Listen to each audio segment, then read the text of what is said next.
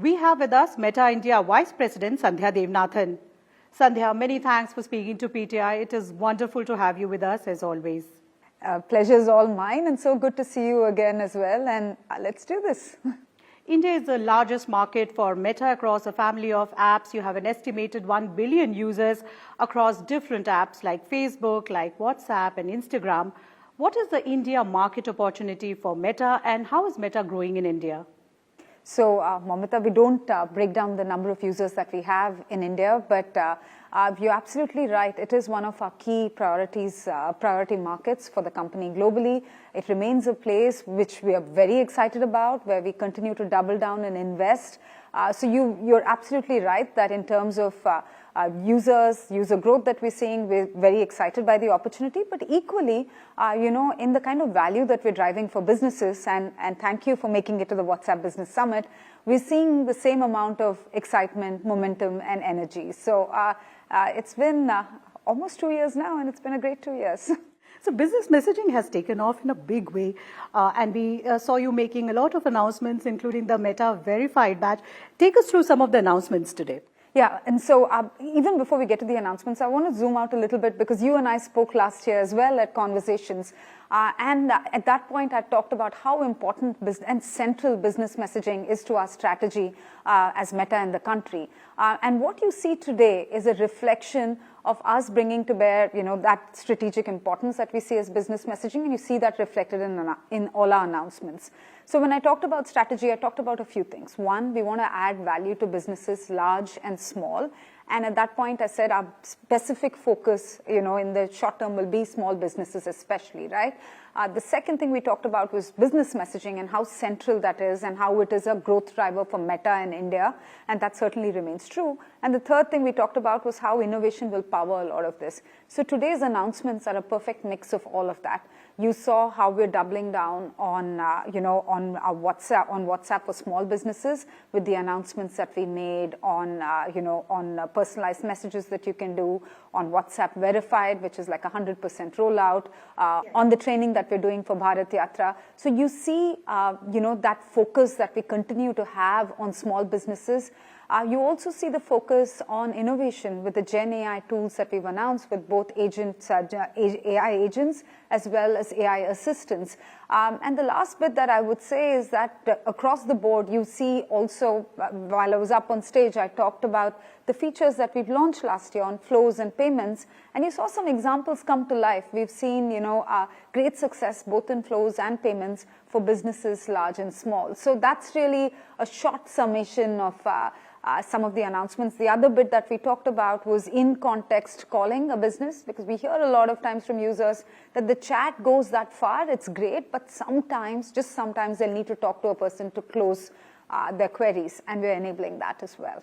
If you were to zoom out across Facebook and WhatsApp for Business, Instagram, Reels, and the whole family of offerings that you have, what is the India market opportunity that Meta sees?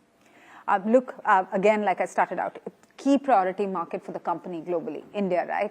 And if you think about it, if you look at where India is economically poised today, the kind of growth we're seeing, the fact that we're going to be a $7 trillion economy, it's almost, and I think the number that I saw last was that $1 trillion of that will be powered by digital contributing to GDP. So definitely that opportunity is there. The second opportunity we see is that ad penetration is only 0.5 or so %.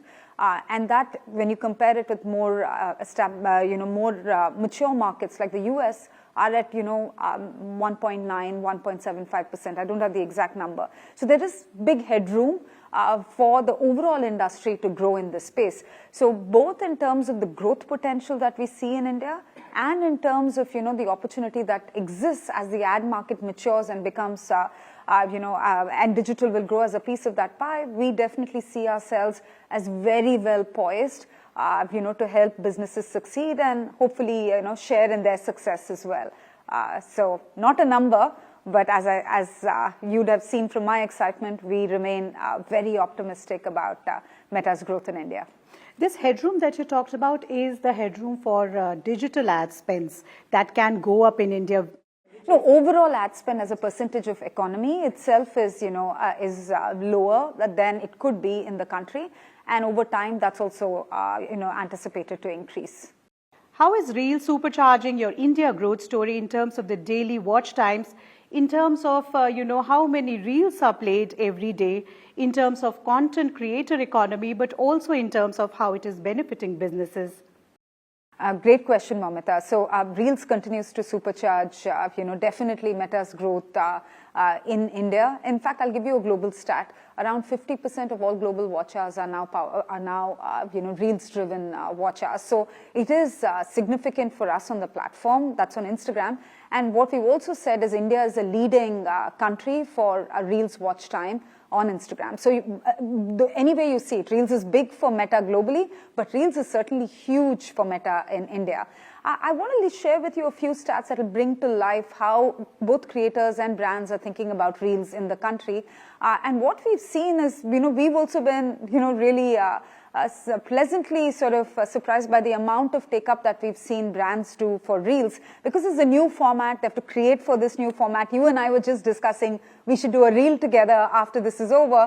But what we've seen is that almost last year we launched Made on Reels, and I think you were there for that. We talked about that as well. That was our first sort of foray into helping brands understand the power of creators and the power of Reels, and that did really well, and we kept continuing to expand the cohort. What we're now seeing is brands organically build for Reels. So rather than build at the bottom of the funnel, once the whole campaign is done, Diwali is upon us, sort of putting something together. Now Reels is getting actually part of their early planning around.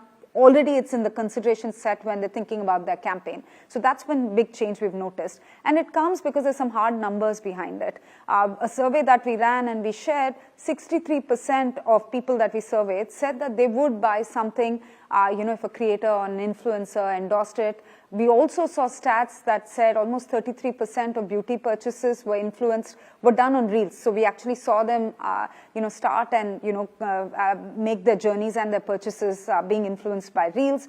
We saw a similar number for fashion, which was, I think, around 45%. So what you're seeing is not just that the content is, the medium is exploding in terms of consumption on our platform, but you're also seeing brands and creators make use of that to get the outcomes that they want with their businesses or with their audiences. Let's talk about artificial intelligence. India is the largest market for Meta AI as well. How is Meta AI actually impacting businesses? How is it improving user experience? So Mark just shared these numbers, right, which is almost 400 million monthly users on Meta AI. And I think the stat is also out there that while we don't break it out, that India is the largest adopter of Meta AI, right? So Indians love Meta AI, which is great. In fact, we just did, a user immersion last week with the entire WhatsApp leadership team.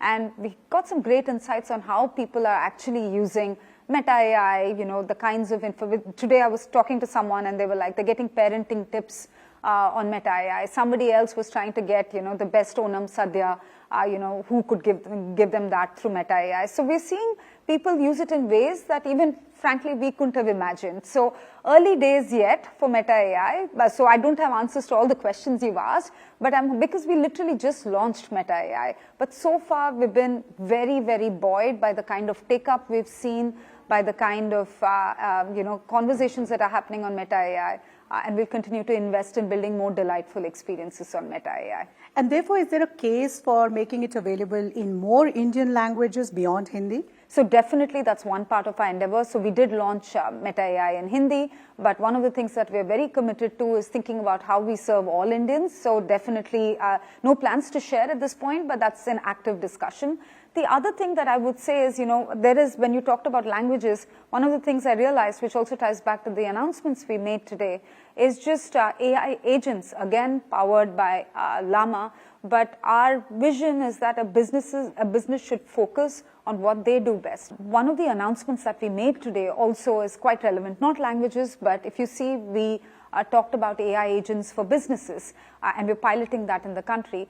And what that means is really, our vision is pretty simple here, which is a business should be allowed on WhatsApp to focus on what they do best. So we want businesses to think about their product, how they're pricing it, who they're reaching out to, what kind of customer feedback they're getting. And we want to help them support, we want to give them a tool which could support them in things like customer queries, in canned responses if they need to, on a sales query that a user has. So really that is our effort. So we hope at some point every business will have the ability and the choice to pick support if they wanted from an AI agent from Meta in WhatsApp. How is Meta combating AI-generated misinformation as you infuse more AI tools into your platforms? Great question, Mamita. So when we launched Meta AI, we took our responsibility really seriously, and that's why you would see that the team spent a lot of time in thinking about what kind of data sets to use, the fine-tuning that we did of the model itself. We looked at things like bias and how, intrinsic bias, so how we build that, how we make sure that's not there, and how we build that in. We also did a lot of red teaming, which is, basically looking for potential ways that Meta AI could be, misused, and making sure that we were plugging those gaps. So Meta AI, launched with a lot of testing and a lot of thought behind it. And this is something we're committed to. So this is still early days. It's not just us. A lot of other companies as well are working through large language models and chatbots, and how that could be used to, how they could be misused. So what you will see is our commitment to make sure that we are continuing to strengthen Meta AI overall. The other bit is that within Meta AI, we have an ability for users to report something and say that it's wrong or whatever, or it needs to be corrected, and that's something we take on board as well. So both with testing as well as with user feedback, we hope to see Meta AI get stronger and better with time. If I look at some of the statistics, Gen Z in India is the biggest cohort of Gen Zs globally. They are totally hooked on to short-form videos. They are swiping up. They are digitally native and using apps for practically everything that they do. When you look at that kind of a market, as a leader and as someone who is leading Meta's operations in India, what is it that excites you about this market? Wow, those Gen Z stats are pretty amazing, right? Look, I think when you say all of that, right, I also sort of zoom out and think about what it means for the Indian economy, right, which is on the move, doing well, continuing to grow. We'll soon be the world's third largest economy. I'm just coming out of a bunch of board meetings for something else, and through all of it, the optimism that we saw for India was evident in all the conversations board members were having. And it was, I think it's reflective not just of the demographic dividend that we have with, with the Gen Z and with our youth population, but also around, the increase, the momentum that we're seeing with the private sector, what we're seeing in terms of growth, in terms of innovative products being offered. We just saw, I think last month was another 3 unicorns. We're seeing, the markets in terms of the IPO revival as well for startups. So I feel like it points to a larger trend of India being, rising to the economic superpower status that it's deserved for so long. Coming to Meta overall, your Q2 numbers were very strong, but you also gave a very strong sales forecast for Q3. Where do you see India's contribution in terms of digital ad spends? I know you touched upon it a little while back, but also coming in from a product innovation perspective. So great question again. So again, we met last year, and I talked to you about how, our hope is that, Meta India continues to also be a big contributor to Meta Global's growth. And, I'm happy to say, Mamita, that we continue to do well in the country. And again, more than the numbers, which we don't break down for India, it's really, I go back to what it means. It means that businesses, large and small, are finding value in our platforms, be they Facebook, Instagram, or WhatsApp. So I think I want to keep that momentum going. I want to be the best rupee that, an advertiser could spend on us. And that's certainly our commitment as Meta, that we will keep innovating. So then that brings me to what you're talking about in terms of product innovation. And again, I think one of the things I shared last year was that we continue to innovate for the country. Today, some of the announcements that you see, while some of them may be global, were very much born with an India lens. And what I mean by that is that what are users telling us? What are businesses telling us? What are their needs? And how can we sort of build for them in this platform on WhatsApp? Because India is one of our largest markets for WhatsApp globally. So we're seeing not just great, revenue momentum, but we're also seeing, a lot of teams come and visit. They continue to come. In fact, I think August and September, we've just been hosting teams as they do, user immersions. And we continue to see that, heightened interest as well as build for India. So some of the announcements that you see today reflect that. How's the urban versus rural story playing out for Meta? What are the big trends there?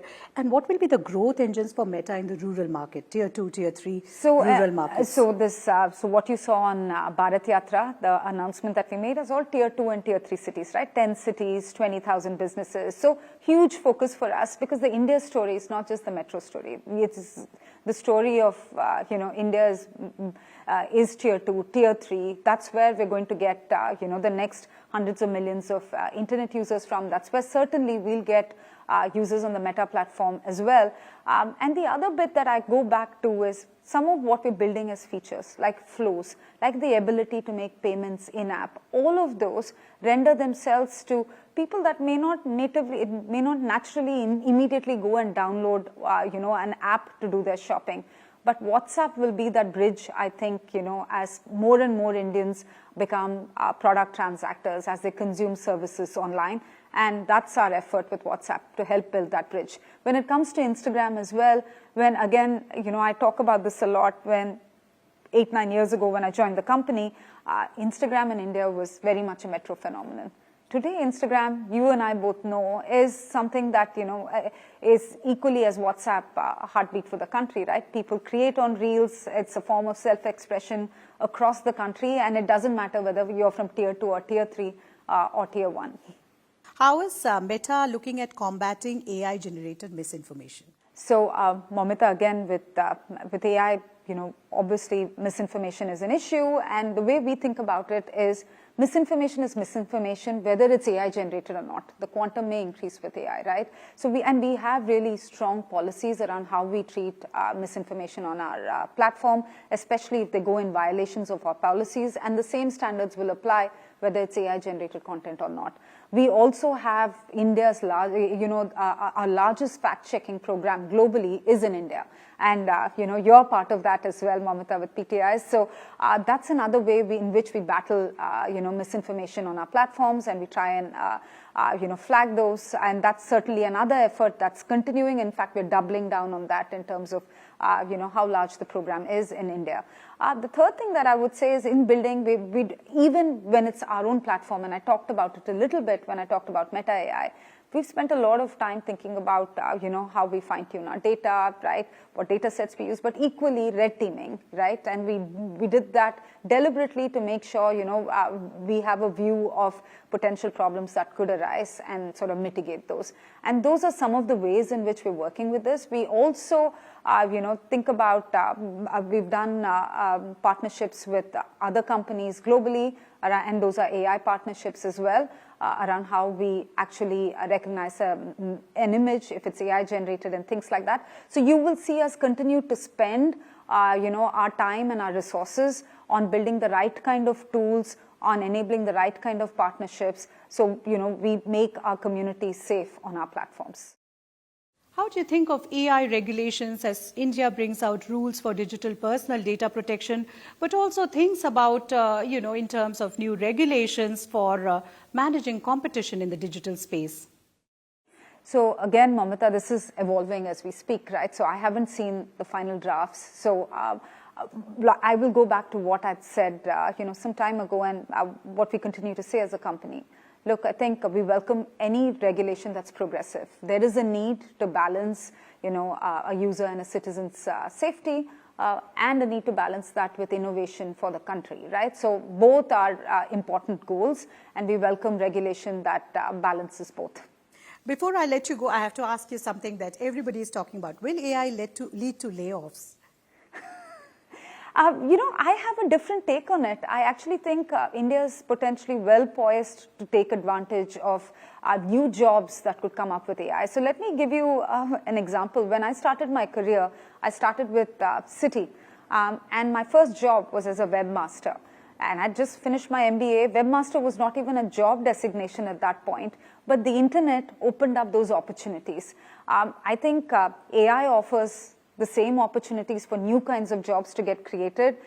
Jobs may change in terms of what they look like, but there'll be new things that could end up coming as a result of that because you're freeing up some time on something else you were doing, and that may lead to new opportunities for us as a country.